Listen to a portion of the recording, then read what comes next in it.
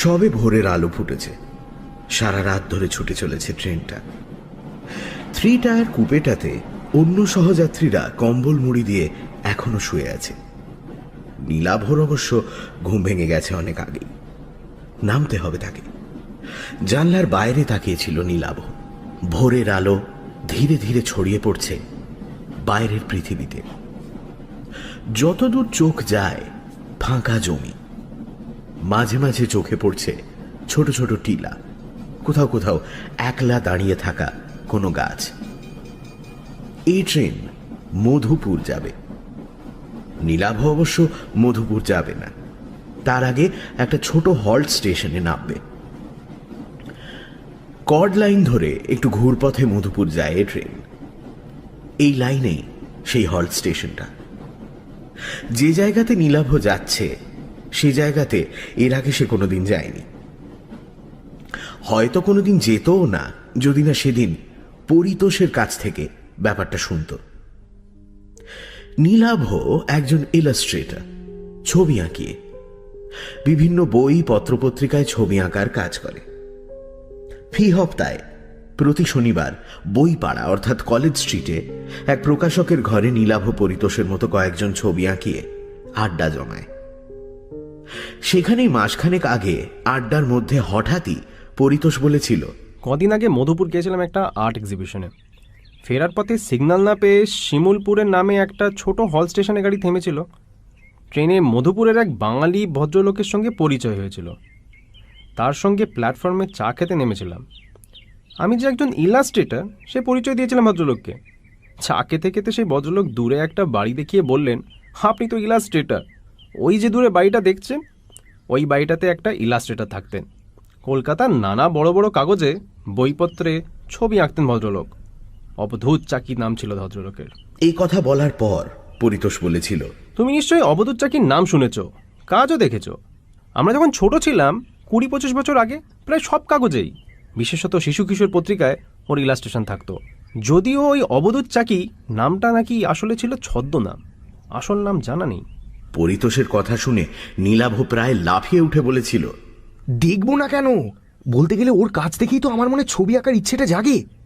Pen drawing করতেন, কি বলিষ্ঠ কলমের আঁচড় ছিল। নৈসর্গিক দৃশ্য হোক, ছুটন্ত ঘোড়া, তার হাতে সবকিছু যেন জীবন্ত হয়ে উঠত। জানিস, ছোটবেলায় ওর ছবিগুলো কপি করার চেষ্টা করতাম।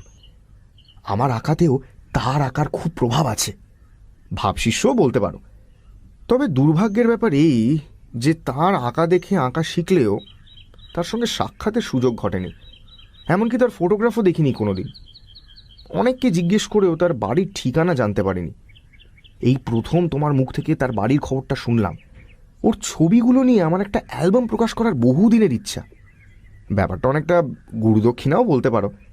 তা তোমার সেই সহযাত্রী ভদ্রলোক আর কিছু বলেছিলেন অবধূত চাকি বা ওই বাড়িটার সম্বন্ধে? এই প্রশ্ন শুনে পরিতোষ জবাব দিল, ভদ্রলোক বলেছিলেন অবধূত নাকি একাই থাকতেন বাড়িটাতে। বছর 10 আগে রেল লাইনে আত্মহত্যা করেন। বর্তমানে একজন কেয়ারটেকার গোছের লোক থাকে বাড়িটাতে। তুমি তো মাঝে মাঝে একা একা এদিক সেদিক বেরিয়ে পড়ো, একবার গিয়ে দেখে আসতে পারো বাড়িটা। ভদ্রলোককে আর দেখার সুযোগ না পেলেও তার কোনো ইলাস্ট্রেশন বা ফটোগ্রাফ পেয়ে যেতে পারো। ভবিষ্যতে সেসব জিনিস তোমার কাজে আসতে পারে। পরিতোষের কাছে কথাগুলো শোনার পর নীলাভ সেদিনই সিদ্ধান্ত নিয়েছিল যে পুজো সংখ্যার ইলাস্ট্রেশনের কাজগুলো মিটে যাওয়ার পর সে দেখে আসবে অবধূত চাকির বাড়িটা, যার ফলশ্রুতি তার এই ট্রেন যাত্রা। গতকাল রাতে কলকাতা থেকে নীলাভ উঠে বসেছে মধুপুরগামী এই ট্রেনে। জানলার বাইরে তাকিয়ে থাকতে থাকতে একসময় ঘড়ি দেখে নীলাভ অনুমান করল হল স্টেশনটা আর বেশি দূর নয়, অন্তত টাইম টেবলে তাই লেখা আছে। নীলাভর ঠিক উল্টো দিকে লোয়ার বার্থে শুয়ে থাকা একটা লোক চাদরের আড়াল থেকে মুখ বার করে মাথাটা একটু তুলে জানলার দিকে তাকালো। তাই দেখে নীলাভ লোকটাকে প্রশ্ন করল, আচ্ছা, শিমুলপুর হলটার কত সময় লাগবে বলতে পারেন? লোকটা প্রশ্ন শুনে জানলার বাইরে ভালো করে তাকিয়ে নিয়ে বলল, সামনেই আছে, ওর আর একটা নাম আছে, আত্মহত্যা হল্ট। আমরা এদিককার লোকেরা ওই স্টেশনটাকে ওই নামেই ডাকি। নীলাভ বিস্মিত হয়ে জানতে চাইল। তার মানে? লোকটা জবাব দিল, ফাঁকা স্টেশন তো, অনেকেই হল স্টেশনটাকে আত্মহত্যার জন্য বেছে নেয়। এমন ঘটনা বেশ কয়েকটা ঘটেওছে ওখানে, তাই ওই নাম হয়ে গেছে স্টেশনটা। কথাগুলো বলে আবার চাদর মুড়ি দিয়ে শুয়ে পড়ল লোকটা। তার কথা শুনে নীলাভর মনে পড়ে গেল পরিতোষের জানানো কথাটা। অবধূত চাকিও আত্মহত্যা করেছিলেন। কিছুক্ষণের মধ্যেই ট্রেনের গতি কমে এলো। ব্যাগ কাঁধে নিয়ে নীলাভ এগোলো দরজার দিকে। নীলাভ নেমে পড়ল প্ল্যাটফর্মে। অন্য কোনো লোক গাড়ি থেকে নামল না। প্ল্যাটফর্মে পা রেখেই স্টেশনের এক প্রান্তে বিরাট এক শিমুল গাছ নীলাভর নজরে পড়ল। হয়তোবা ওই গাছটার জন্যই এই জায়গার নাম শিমুলপুর, মনে মনে ভাবল নীলাভ। ঠিক সেই সময় উল্টো দিক থেকে একটা গাড়ি এসে থামলো প্ল্যাটফর্মের অন্য পাশে। দুজন মাত্র লোক নামলো সে ট্রেন থেকে। ভোরবেলা সারাদিনে একবার মাত্র একই সময় আপ ডাউন দুটো গাড়ি একই সময় ওখানে এসে থামে। বেশ কয়েক জোড়া এক্সপ্রেস ট্রেন এই লাইনে চললেও তারা এখানে থামে না।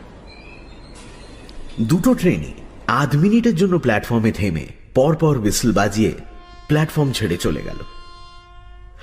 ফিরতি ট্রেনটা পরদিন এ সময় এখান থেকেই ধরবে নীলাভ।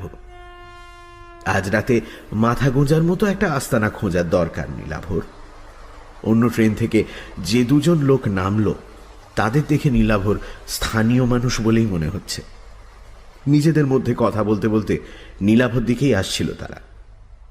নীলাভ তাদের উদ্দেশ্যে বলল, আচ্ছা, এখানে কাছাকাছি কি থাকার জন্য কোনো হোটেল বা ধর্মশালা কিছু আছে? প্রশ্ন শুনে একজন মৃদু থমকে দাঁড়িয়ে জবাব দিলেন, না, এখানে কোনো হোটেল ফোটেল হবে না। তারপর নীলাভর প্রতি কোনো আগ্রহ না দেখিয়ে নিজেদের মধ্যে কথা বলতে বলতে এগিয়ে গেলেন। কিছুক্ষণের মধ্যেই প্ল্যাটফর্মে একলা দাঁড়িয়ে রইল নীলাভ। একজনও লোক নেই প্ল্যাটফর্মে বা তার বাইরে, এমনকি কোনো চেকার বা রেল কর্মচারীও নয়। টিকিট কাউন্টারের মতো একটা ঘর আছে বটে, তবে সেটা বাইরে থেকে তালাবন্ধ। ভালো করে প্ল্যাটফর্মে বাইরে তাকাতেই বেশ কিছুটা দূরে একটা বাড়ি চোখে পড়ল তার। সামনেই দুর্গাপুজো। রেল লাইনের গায়ে আর দুপাশে জায়গায় জায়গায় কাশফুলের ঝাড়। তার মধ্যে দিয়ে একটা পায়ে চলা পথ এগিয়ে গেছে বাড়িটার দিকে। আরো একটা শিমুল গাছ আছে সেদিকে। নিশ্চয়ই ওই বাড়িটা অবধূত চাকিরই হবে, কারণ পরিতোষও প্ল্যাটফর্মে দাঁড়িয়ে বাড়িটা দেখতে পেয়েছিল। ও বাড়িটা ছাড়া অন্য কোনো ঘর বাড়িও চোখে পড়ছে না। তাহলে আগে ওখানেই যাওয়া হোক। এই কথা ভেবে নিয়ে নীলাভ প্ল্যাটফর্মের ঢাল বেয়ে নেমে বাড়িটার দিকে যাবার পথ ধরল। বেশ কয়েকটা বাঁক নিয়ে পায়ে চলা পথটা বাড়িটার দিকে গেছে। কিছুটা এগোবার পরে একটা ছোট নালা চোখে পড়ল একটা বাঁক পেরিয়ে। তির করে জল বইছে তাতে। মাত্র হাত দশেক চওড়া হবে সেটা। বাঁশের একটা সাঁকো রয়েছে তার উপর দিয়ে। একদিক থেকে এসে অন্যদিকে কাশের বনের আড়ালে হারিয়ে গেছে সেটা। আরো কিছুটা এগিয়ে অন্য একটা বাঁকের মুখে শিমুল গাছের কাছে উপস্থিত হল নীলাভ। সেখান থেকে বাড়িটা খুব কাছে। নীলাভ বাড়িটার দিকে তাকিয়ে বুঝতে পারল সেটা আসলে বাড়ির পেছন দিক। পথটা গিয়ে বাড়িটার সামনে দুভাগে ভাগ হয়েছে। একটা পথ গিয়ে থেমেছে বাড়ির পেছনে একটা দরজার সামনে। অন্য পথটা বাড়িটাকে বেড় দিয়ে সম্ভবত তার সদর দরজাতে গিয়ে পৌঁছেছে। নীলাভ ঠিকই অনুমান করেছিল। বাড়িটার কাছে গিয়ে সে দ্বিতীয় পথটা ধরে পৌঁছে গেল বাড়িটার সামনের অংশে। বেশ বড় পুরনো লাল ইটের তৈরি চওড়া দেওয়ালের একটা বাড়ি।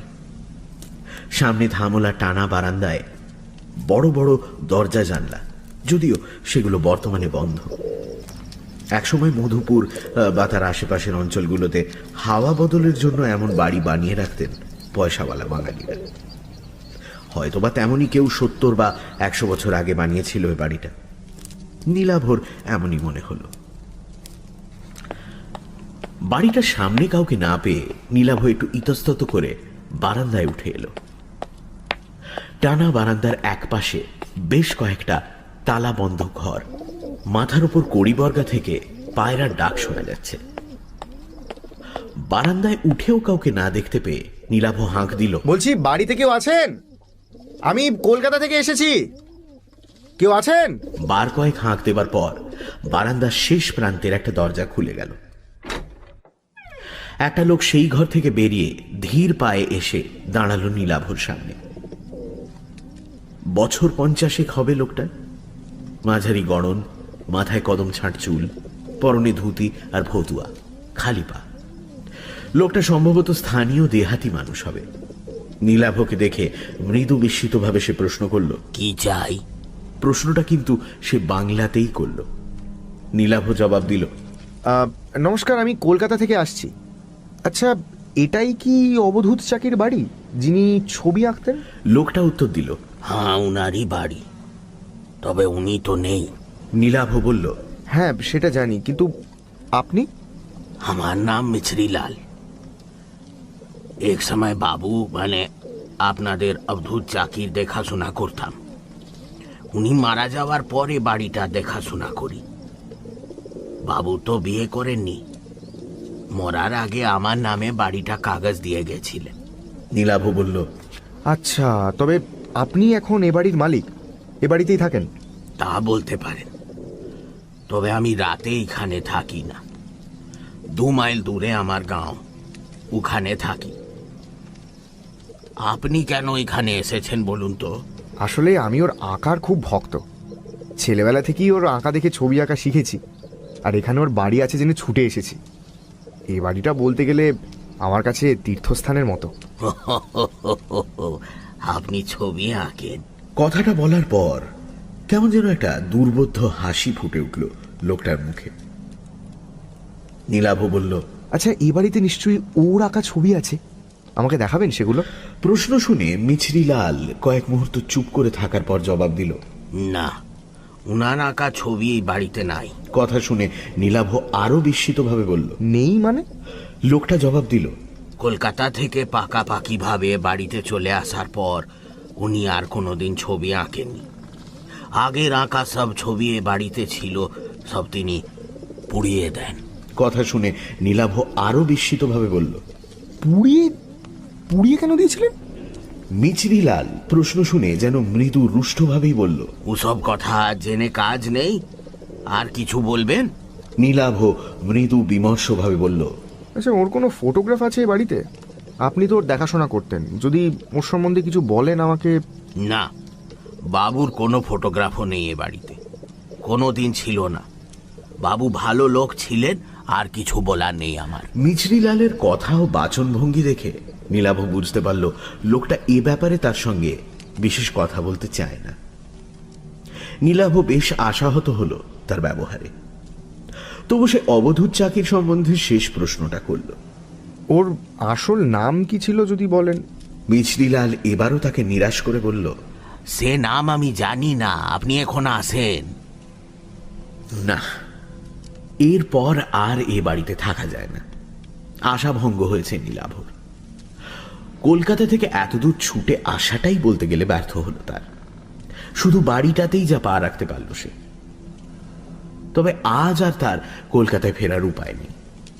রাতে মাথা গোঁজার জন্য একটা আস্তানা দরকার। তাই সে লোকটাকে বলল, আচ্ছা, এখানে কোনো হোটেল, ধর্মশালা বা মাথা গোঁজার জন্য কোনো ঘর ভাড়া পাওয়া যাবে? কাল ভোরের আগে তো আমার ট্রেন নেই। এই বাড়িটা দেখার জন্য আর অবধূত চাকির সম্বন্ধে জানার জন্যই কলকাতা থেকে ছুটে এসেছিলাম। এই জায়গা বা এখানে কাউকেই চিনি না আমি। লোকটা বলল, না, এখানে কোনো হোটেল বা ধর্মশালা নেই। আমি যেখানে থাকি ও গাঁও এখান থেকে 3 মাইল দূরে, ওখানে কেউ ঘর ভাড়া দেয় না। প্ল্যাটফর্মে চলে যান। ভাগ্য ভালো থাকলে সিগন্যাল না পেয়ে কোনো গাড়ি থামলে সে গাড়িতে উঠে মধুপুর চলে যান, নইলে কাল ভোরে ট্রেনের জন্য অপেক্ষা করতে হবে। কিন্তু এভাবে কি ভাগ্যের জন্য অপেক্ষা করে প্ল্যাটফর্মে বসে থাকা যায় নাকি? মহা সমস্যায় পড়ল নীলাভ। হঠাৎ তার মাথায় একটা বুদ্ধি খেলে গেল। সে মিচরিলালকে বলল, আচ্ছা, এই বাড়িতে একটা ঘরে থাকা যায় না? খাট বিছানার দরকার নেই, রাত কাটানোর জন্য একটা ঘর পেলেই আমার হবে। না না না, ও সব হবে না। নীলাভ পকেট থেকে চট করে দুটো 100 টাকার নোট বার করে বলল, দেখো না, যদি কিছু ব্যবস্থা করা যায়। একটা রাতের তো ব্যাপার মাত্র। আমাকে দেখে নিশ্চয়ই তোমার চোর ডাকাত মনে হচ্ছে না? নীলাভর বাড়িয়ে দেওয়া 100 টাকার নোট দুটোর দিকে তাকিয়ে ধীরে ধীরে মিছরিলালের মুখের ভাব যেন নরম হয়ে এলো। সে বলল, না, চোর ডাকাত মনে হচ্ছে না। তাছাড়া এ বাড়িতে চুরি ডাকাতি করার মতো কিছু নাই। শেষ সময় বাবুর আমদানি ছিল না, বাড়ির জিনিসপত্র বেচেই তিনি খেতেন।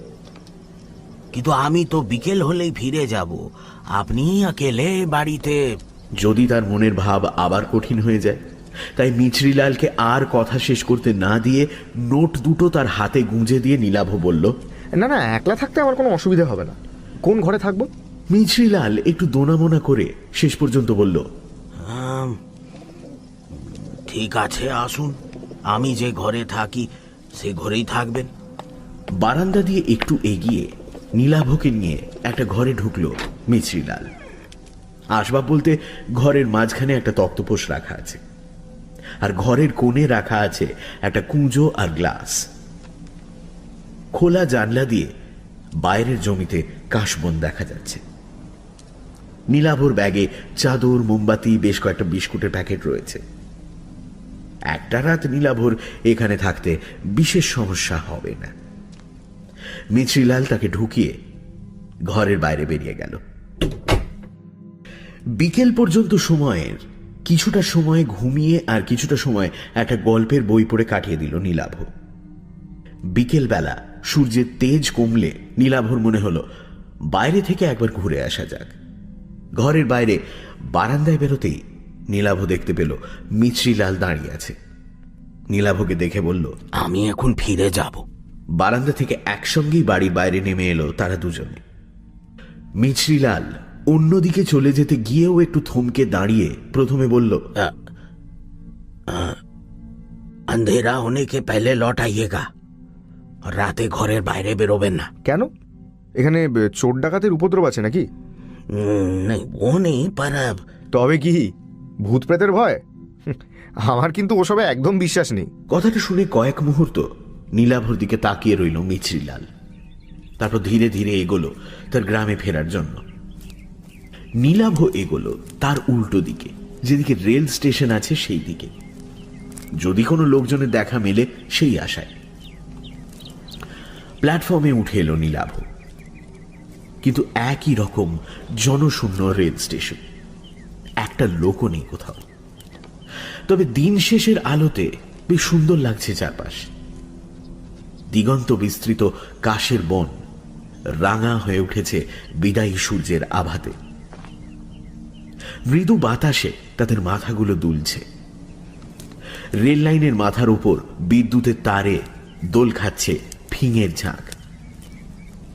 এঁকে বেঁকে একসময় ছোট হতে হতে হারিয়ে গেছে দুপাশের রেল লাইন।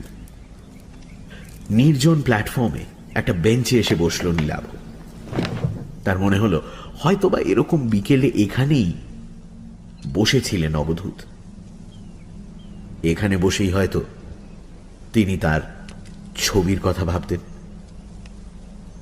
বাড়িটাতে তার কোনো ছবি না পেলেও বাড়িটা তো দেখা হলো নীলাভর, সেটাই বা কম কি। পরদিন ভোরে বাড়িটা ছাড়ার সময় মোবাইল ফোনের ক্যামেরায় বাড়িটার একটা ছবি তুলে রাখতে হবে। মনে মনে নানা কথা ভাবতে লাগলো নীলাভ। বেশ কিছুক্ষণ বেঞ্চে বসে থাকার পর নীলাভ খেয়াল করল সূর্য প্রায় ডুবে গেছে, আলো মরে যেতে শুরু করেছে। এবার ফিরতে হবে তাকে। বেঞ্চ থেকে উঠে দাঁড়িয়ে ফেরার জন্য পা বাড়াতে যাচ্ছে নীলাভ, ঠিক সেই সময় তার চোখে পড়ল প্ল্যাটফর্মে যেদিকে শিমুল গাছটা আছে সেদিক থেকে প্ল্যাটফর্মে উঠে আসছে একজন লোক। লোকটা এগিয়ে এসে নীলাভর সামনে থমকে দাঁড়ালো। তার পরনে ধুতি পাঞ্জাবি, চোখে কালো ফ্রেমের চশমা, ফর্সা গোলগাল চেহারা। বয়স মনে হয় 60 পেরিয়ে গেছে, মাথার চুলে পাক ধরেছে। লোকটা প্রথমে হিন্দিতে জানতে চাইল, आप क्या यहाँ ट्रेन पकड़ने आए हैं? पर इतनी रात को तो यहाँ कोई ट्रेन नहीं आती। নীলাভ তার ভাঙা ভাঙা হিন্দিতেই জবাব দিল, नहीं नहीं, यहाँ एक जगह है ना, वो वहाँ मैंने रुका था। आई नो कि এখন ট্রেন নেই, সো এই বিকেলবেলা থোড়া ঘুমনে। নীলাভর অপটু হিন্দি আর তার মধ্যে বাংলা টান দেখেই সম্ভবত ভদ্রলোক বুঝতে পারলেন নীলাভ বাঙালি। মৃদু হেসে বললেন, বাঙালি মনে হচ্ছে। আরে আমিও তো বাঙালি। তার কথা শুনে নীলাভ হেসে ফেলে বলল, আরে দূর মশাই, হিন্দি কি কেউ সাদে বলে নাকি? বাঙালি, কলকাতা থেকে আজই এসেছি, আবার কাল ভোরের ট্রেনেই ফিরে যাব। লোকটা এবার হাত জোড় করে নীলাভকে নমস্কার করে বলল, ও আদৌ নমস্কার, আমার নাম অনিকেত চট্টোপাধ্যায়, স্থানীয় লোক, এখানেই থাকি। আপনি কোথায় এসেছেন এখানে? নীলাভ প্রতি নমস্কার জানিয়ে বলল, নমস্কার, আমার নাম নীলাভ বাগচি। আমি ইলাস্ট্রেটর, মানে ওই বই পত্রপত্রিকায় ছবি আঁকার কাজ করি আর কি। এখানে অবধূত চাকি নামে এক বিখ্যাত শিল্পীর বাড়ি আছে, ওই যে ওইখানে যে বাড়িটা আছে ওইটা। আমি ওই বাড়িটাই দেখতে এসেছি, রাতটুকু ওখানেই থাকবো। কথাটা শুনে ভদ্রলোক বললেন, আমি এটাই অনুমান করেছিলাম যে আপনি ওখানেই এসছেন, অবধূত বাবুর বাড়ি। আচ্ছা, আপনার সঙ্গে তার পরিচয় ছিল? বিলক্ষণ ছিল। কথাটা শুনে নীলাভ আগ্রহী হয়ে বলল, তাই নাকি? তা তার সম্বন্ধে কিছু জানাবেন আমাকে? তাকে কোনোদিন না দেখলেও বলতে গেলে তিনি আমার শিক্ষাগুরু ছিলেন। পত্রপত্রিকায় ছাপা তার আঁকা দেখেই বলতে পারেন যা কিছু শিখেছি আর কি। কি আর বলবো, ভালো মানুষ ছিলেন, ভালো ছবি আঁকতেন। শেষ জীবনে অবশ্য আঁকা ছেড়ে দিয়েছিলেন। আর কিছু তার ব্যক্তিগত জীবন সম্পর্কে কোনো তথ্য? শেষ জীবনে অবসাদে ভুগছিলেন, আত্মহত্যা করেন। তবে মৃত মানুষের ব্যক্তিগত জীবন নিয়ে আমি আলোচনা করি না। তা তো বটেই নিশ্চয়ই। জানেন, অনেক আশা নিয়ে এসেছিলাম এখানে, যদি তার কোনো ছবি টবি দেখা যায়। কিন্তু তা দেখতে পেলাম কই। শুনলাম ওর সব আঁকা নাকি উনি পুড়িয়ে দিয়েছিলেন। অনিকেত বাবু প্রথমে জবাব দিলেন, ঠিকই শুনেছেন। তারপর একটু চুপ করে থেকে বললেন, তবে ওর শেষ আঁকার খাতাটা কিন্তু ওই বাড়িতেই আছে, কিছু ছবিও আছে তাতে। কথাটা শুনেই নীলাভ বিস্মিতভাবে বলল, তাই নাকি? কিন্তু ও বাড়িতে মিছরিলাল বলে যে লোকটা থাকে, সে তো কিছু বললো না আমাকে। হ্যাঁ, খাতাটা আছে। মিছরিলাল খুব ভালোবাসতো অবধূত বাবুকে। ওই খাতাটাই তার কাছে অবধূত বাবুর শেষ স্মৃতি। খাতাটা পাছে কেউ হাতিয়ে নেয় বা খাতাটা যদি কোনো ক্ষতি হয়, সেই জন্য খাতাটা কাউকে দেখাতে চায় না। ইস, ছবিগুলো যদি একবার দেখা যেত। ভদ্রলোক কয়েক মুহূর্ত স্থির দৃষ্টিতে নীলাভর দিকে তাকিয়ে থেকে বললেন, আপনি ছবির খাতাটা সত্যিই দেখতে চান? তাহলে সে ব্যবস্থা আমি করতে পারি। নীলাভ বলে উঠল, হ্যাঁ, অবশ্যই দেখতে চাই। আপনি আপনি ব্যবস্থা করবেন? তার আঁকা দেখার জন্য যখন আপনি এত দূর ছুটে এসেছেন, তখন সে সাহায্য আমি না হয় করব। ও বাড়ির কোন ঘরে কোথায় খাতাটা রাখা আছে আমি জানি। আপনি বাড়ি ফিরে যান, রাতে আমি ওই বাড়ি যাচ্ছি, জেগে থাকবেন। আমি যে কিভাবে আপনাকে ধন্যবাদ জানাবো আমি ঠিক। কথাটা শুনে ভদ্রলোক হেসে বললেন, আগে ছবিগুলো দেখুন, তারপর ধন্যবাদ দেবেন। আমি এখন আসি, রাতে দেখা হচ্ছে। হ্যাঁ, গুড নাইট। এই বলে ভদ্রলোক প্ল্যাটফর্মের অন্য দিকে হাঁটতে শুরু করলেন। সন্ধে নামতে শুরু করেছে। নীলাভ এবার প্ল্যাটফর্ম ছেড়ে এগোলো বাড়িটাতে ফেরার জন্য। সে যখন ঘরটাতে ফিরে এলো, ঠিক তখনই বাইরে ঝুপ করে অন্ধকার নামল। ঘরে ঢুকে মোমবাতি জ্বালিয়ে বসল নীলাভ। একসময় বাইরে ধীরে ধীরে অন্ধকার কেটে গিয়ে চাঁদ উঠতে শুরু করলো। অনিকেত বাবুর জন্য প্রতীক্ষা করতে লাগলো সে। সময় এগিয়ে চলল, 7টা, 8টা, কিন্তু ভদ্রলোকের দেখা নেই।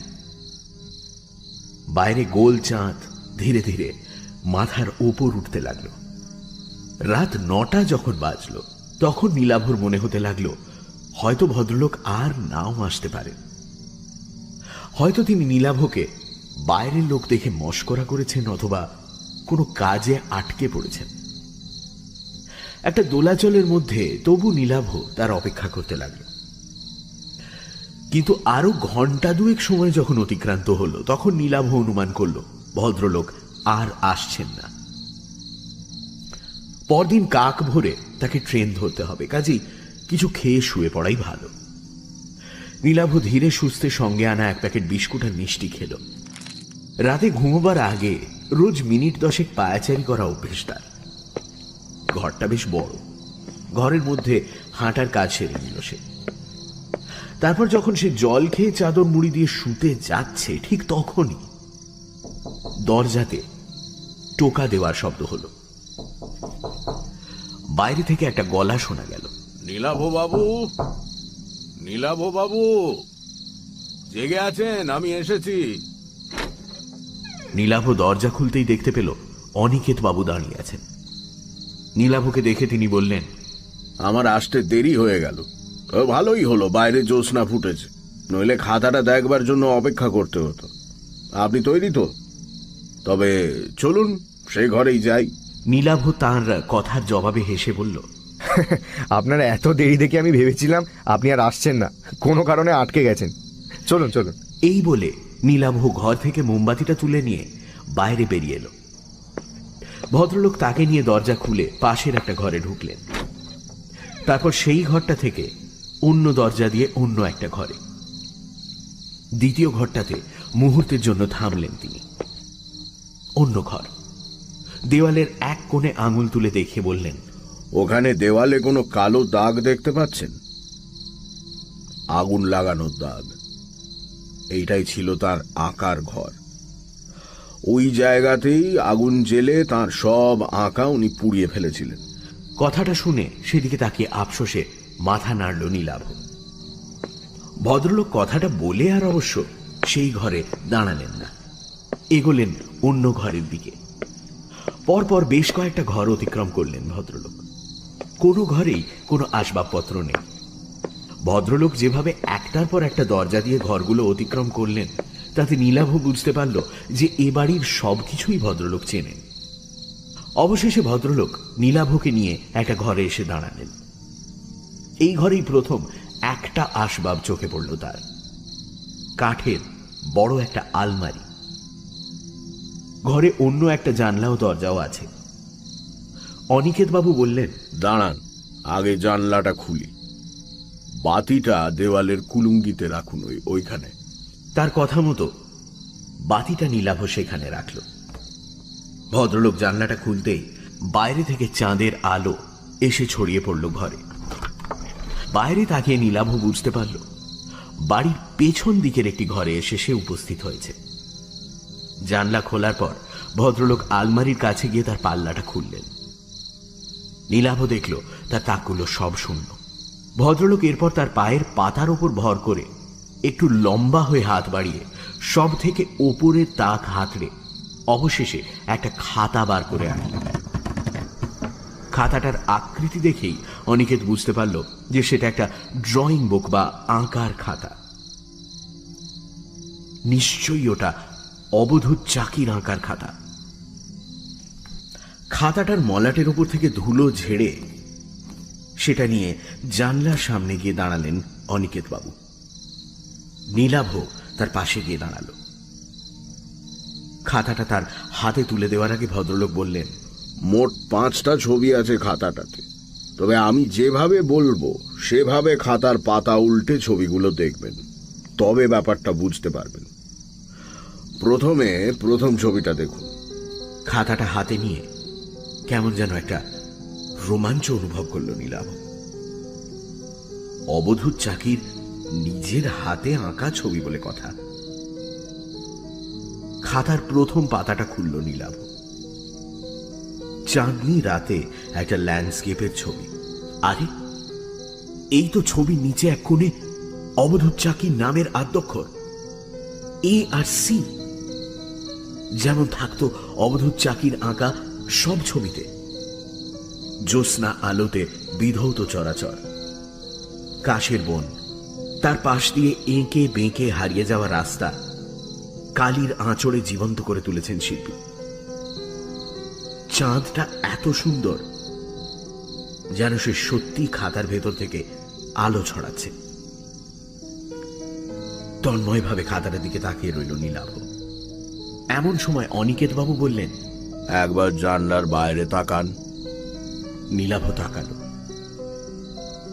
তারপর ব্যাপারটা বুঝতে পেরে হতবাক হয়ে গেল বিস্ময়ে।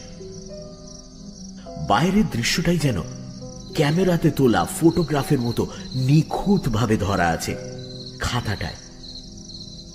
একই কাশের বন, তার মাঝখান দিয়ে এঁকে বেঁকে চলা রাস্তার প্রতিটা বাঁক, এমনকি এই মুহূর্তে চাঁদের অবস্থানটাও হুবহু একই রকম।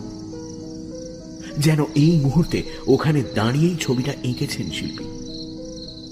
নীলাভ বলল, অবিশ্বাস্য, অবিশ্বাস্য। অনিকেত বাবু বললেন, এর পরের ছবিগুলো বোঝার জন্য আমাদের বাইরে যেতে হবে।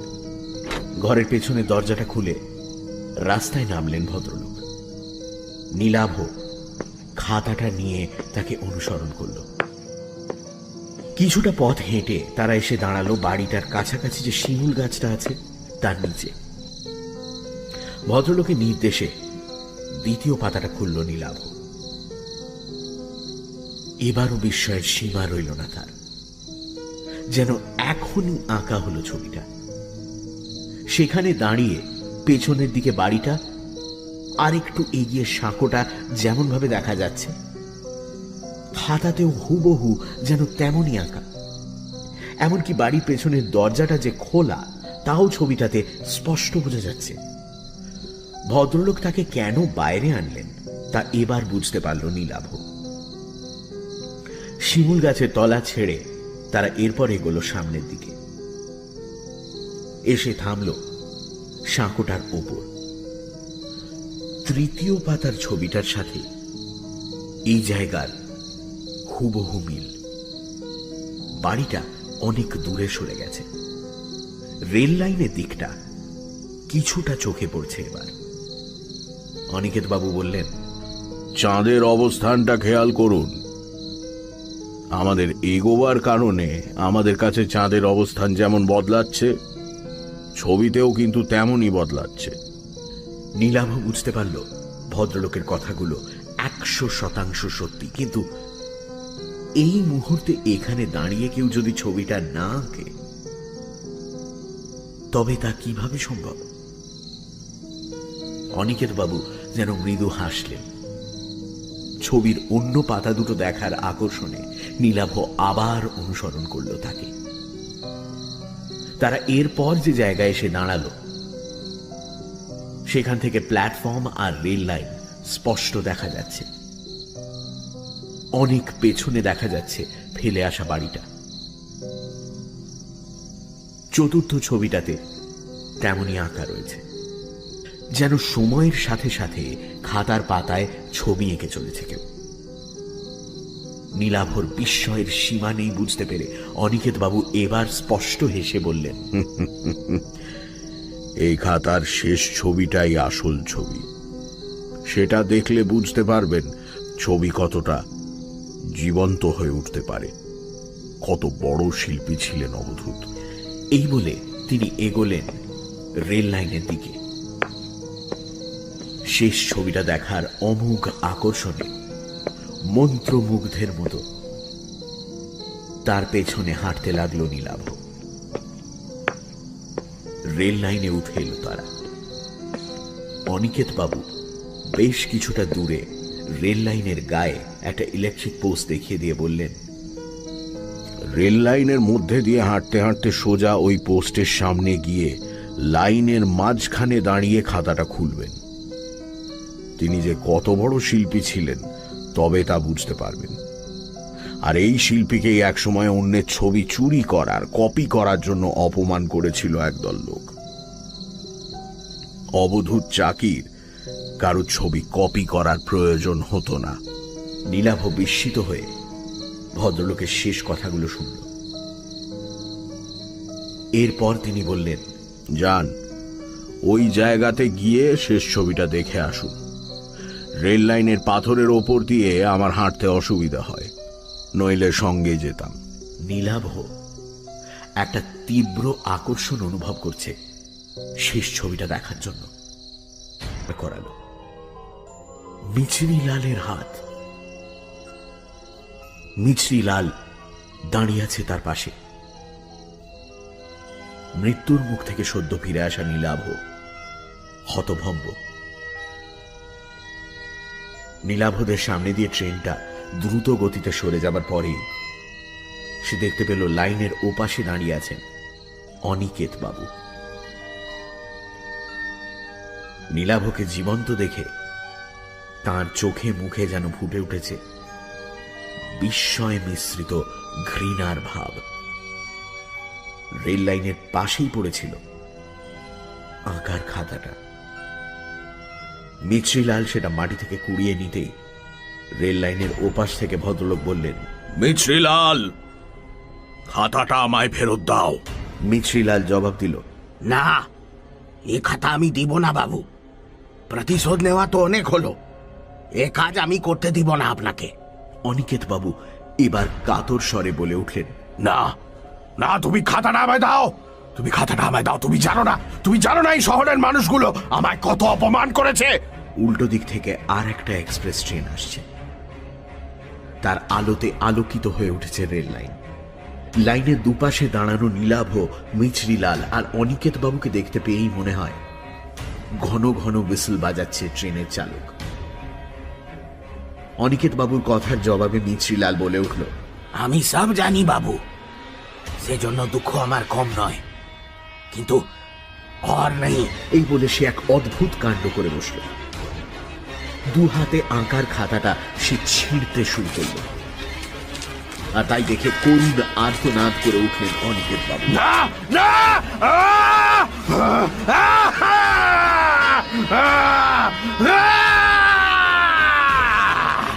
তারপর রেল লাইনে উঠে পাগলের মতো ছুটতে শুরু করলেন দানবের মতো ছুটে আসা ট্রেনটার দিকে।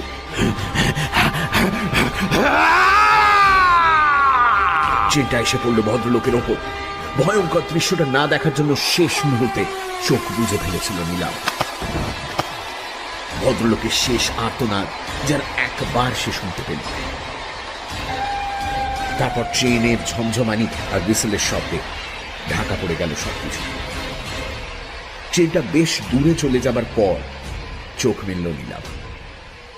তার পাশে দাঁড়িয়ে মিছরিলাল। তাদের চারপাশে ছড়িয়ে আছে ছেঁড়া খাতার টুকরোগুলো। নীলাভ ভয়ে ভয়ে তাকালো কিছুটা দূরে, যেখানে অনিকেত বাবুর ছিন্ন ভিন্ন দেহটা পড়ে থাকার কথা সেই জায়গাতে। কিন্তু সেখানে লাইন বা তার আশেপাশে কিছুই পড়ে নেই। তার মনের অবস্থা বুঝতে পেরেই সম্ভবত মিছরিলাল বলল, না, ওখানে কেউ নেই, থাকার কোথাও নয়। তবে ঠিক ওই জায়গাতেই বাবু একদিন আত্মহত্যা করেছিলেন। হ্যাঁ, তার মানে আমার সঙ্গে আপনি এবার বাড়িটাতে ফিরে চলুন, ওখানে গিয়ে সব বলছি আমি আপনাকে। নীলাভর মাথার ভেতর যেন সব তালগোল পাকিয়ে যাচ্ছে। মিছরিলালের পেছনে টলতে টলতে সে এগুলো বাড়িটার দিকে। বাড়ি ফিরে সেই পেছনের ঘরটাতেই বসলো তারা। বড় মোমবাতিটা তখনও জ্বলছে। ঘরটাতে ঢুকে ধাতস্থ হতে বেশ অনেকটা সময় নিল নীলাভ। মিছরিলাল বাড়ির ভেতরে কোথা থেকে যেন জল এনে খাওয়ালো নীলাভকে। মোমবাতির আলোতে বিষণ্ণ মিছরিলালের মুখ। এক সময় সে বলতে লাগলো তার কথা, টুকরো টুকরো কথা, দীর্ঘক্ষণ থেমে থেমে। আপনি তো জানেন বাবু বড় শিল্পী ছিলেন, ওনার খ্যাতি ছড়িয়ে পড়েছিল চারপাশে, কিন্তু ও খ্যাতি ওনার কাল হল। একদল শিল্পী বাবু সে জ্বলতে থে, তাদের মধ্যে অনেকে বাবু নিজে আঁকা শিখিয়েছিলেন, কাজ পাইয়ে দিয়েছিলেন, কিন্তু ওনারা বাবুর বিরুদ্ধে वो षड्यंत्र करने लगे। বাবু একবার একটা ছবি এঁকেছিলেন, তারা প্রচার করলো সেটা নাকি এক বিখ্যাত শিল্পীর ছবি থেকে চুরি করে আঁকা। বাবু সে শিল্পীর ছবি কোনোদিন দেখেনি, पर कोई कारण से দুটো ছবির মধ্যে একটু মিল ছিল, কিন্তু বাবুর কথা কেউ বিশ্বাস করলো না। কোনো अखबारे नाकी लेखा हलो बाबू चुरी करे छवि आके। लज्जाय अपमाने घृणाय बाबू छवि आँका छेड़े दिले, निजेर सब छवि पुड़िए दिलेन। আর তার মধ্যে প্রচন্ড একটা আক্রোশ তৈরি হলো শহরের মানুষের বিরুদ্ধে, বিশেষ করে যারা ছবি আঁকেন তাদের বিরুদ্ধে। আত্মহত্যা করার আগে শেষ ওই খাতাটায় ছবি এঁকেছিলেন। আমাকে বলেছিলেন আমি কত বড় শিল্পী ছিলাম, তাই খাতাটা ও ভবিষ্যতে বুঝিয়ে দিবে। এই বলে বাবু চলে গেলেন। শেষ ছবিটা আঁকার পর দিনই তিনি রেল লাইনে আত্মহত্যা করলেন। তার কথা সেদিন বুঝতে পারিনি, বাদ মে বুঝেছিলাম। এই খাতাটা অনেককে টেনে নিয়ে গেছে মৃত্যুর দিকে। লোকে ভাবে ব্যাপারটা আত্মহত্যা, কিন্তু আসল ব্যাপারটা তা নয়। আমি গরিব মানুষ, আপনি টাকাটা দেখাতে আমি লোভে পড়ে গেছিলাম, কিন্তু মনের মধ্যে একটা সন্দেহ ছিল, তাই মাঝরাতে আবার বাড়িতে ফিরে এলাম। দেখলাম আপনি নেই। ও কি হতে পারে তা অনুমান করে আমি পৌঁছে গিয়েছিলাম রেল লাইনের ধারে। अगर मैं आज वहां ना होता तो তবে তবে ওই অনিকেত বাবু। উনি বাবু। হ্যাঁ, নীলাভ এবার খেয়াল করল অনিকেত চট্টোপাধ্যায় আর অবধূত চাকি, তাদের নামের আদ্যক্ষর একই, AC। সেজন্যই নিশ্চয়ই আদ্যক্ষরে মিল থাকা ছদ্মনাম নিয়েছিলেন তিনি। ছবির নিচে স্বাক্ষর করতেন AC লিখে। মিছরিলাল বলল, ঘটনাগুলো ঘটার পর কিন্তু খাতাটা আবার এই আলমারির তাকে अपने आप से ফিরে আসতো। অনেকবার ভেবেছি খাতাটা নষ্ট করে দেব, কিন্তু পারিনি। বাবুর শেষ আঁকা, শেষ স্মৃতি। लेकिन आज আমি এই কাজ করলাম, नहीं तो এই খাতা আরো অনেক মানুষকে টেনে নিয়ে যাবে রেল লাইনে। बदला बड़ो भयंकर जिनिस बाबू, इससे किसी का भला नहीं होता। নীলাভ নিশ্চুপ। মোমবাতিটা এবার শেষ হয়ে এসেছে। নিভে যাওয়ার আগে আলোর শিখাটা কাঁপছে। সেই আলো এসে পড়েছে মিছরিলালের মুখে। তার চোখে জল। হাতের পাতার উল্টো দিক দিয়ে চোখের জল মুছে নিয়ে মিছরিলাল বলল, খাতাটা নষ্ট হয়ে গেছে। আমার ধারণা বাবু আর আসবেন না। সবকিছু শেষ হয়ে গেল। একটু পরে ভোরের আলো ফুটবে, তখন আপনাকে প্ল্যাটফর্মে ট্রেন ধরার জন্য আমি পৌঁছে দিয়ে আসবো।